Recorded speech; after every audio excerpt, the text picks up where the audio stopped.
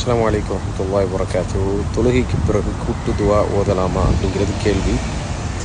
தொழுகைக்கு பிறகு, அதாவது ஃபர்தான தொழுகைக்கு இமாம் ஜமாஅத்துக்கு பிறகு கூட்டு துவா ஓதுவதற்கு எந்த ஆதாரமும் இல்லை. ரசூலுல்லாஹி ஸல்லல்லாஹு அலைஹி வஸல்லம் அவர்கள் இதை ஒரு காலமும் செஞ்சதில்லை.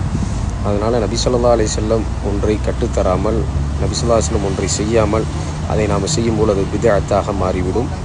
ரசூலுல்லாஹி ஸல்லல்லாஹு அலைஹி வஸல்லம் சொன்னாங்க, குல்லு பித்அத்தின் தலாலா குல்லு தலாலத்தின் ஃபின்னார்.